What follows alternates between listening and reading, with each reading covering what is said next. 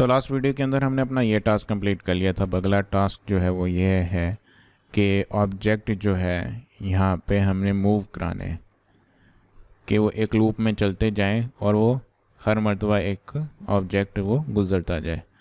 इसको हम ए ब्लॉक के अंदर किस तरह करेंगे तो चलिए देखते हैं। यहाँ पे मैं अपना कैरेक्टर सेलेक्ट करूँगा। मैं एग यहाँ पे ऐड करता हूँ और ये जो है ये मैं सिलेक्ट कर लेता हूँ। ये मेरा कैरेक्टर आ गया। काफ़ी बड़ा साइज़ है इसका, मैं इसको छोटा कर लेता हूँ। मैं इसको 40 की वैल्यू दे देता हूँ।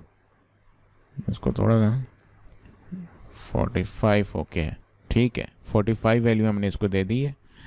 अब हमने इसको मूव कराना है। उसके लिए मैं जब भी गेम स्टार्ट करूँगा तो फिर ये मेरे पास मूव करें। गेम स्टार्ट करने के लिए मैंने ये फ्लैग रखा हुआ है। जब मैं फ्लैग को क्लिक करूँ तो मेरे पास गेम स्टार्ट हो जाए। उसके बाद मैंने हमेशा मूव कराना है, तो मुझे फॉरएवर का लूप लगाना पड़ेगा कि हमेशा चलता रहे और ये जो ऑब्जेक्ट है यहाँ से स्टार्ट हो यहाँ पे जाए, फिर वापस जो है इस तरह यहाँ से स्टार्ट हो यहाँ पे जाए।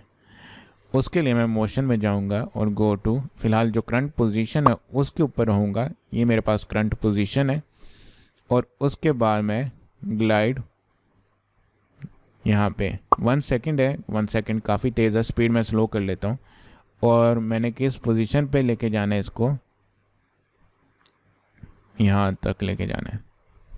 इसको आखिरी पॉइंट जो है जो मेरे पास बन जाता है, तो वो मेरे पास है -236 और -145। अब हम इसको प्ले करके देखते हैं। ये देखें, ये मेरा ऑब्जेक्ट इस तरह से गुजर जाए।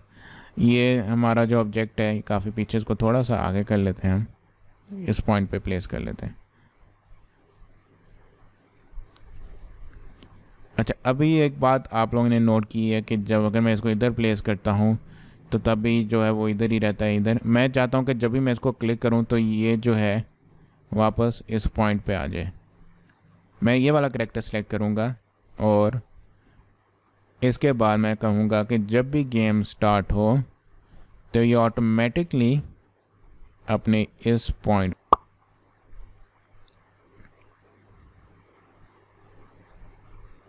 अब फर्स्ट करें मैं इसको इधर प्लेस कर देता हूँ। अब मैं जब स्टार्ट करूँगा तो ये देखें वापस अपनी ओरिजिनल पोजीशन पे आ गया। तो हमारा ये टास्क भी कंप्लीट हो गया है।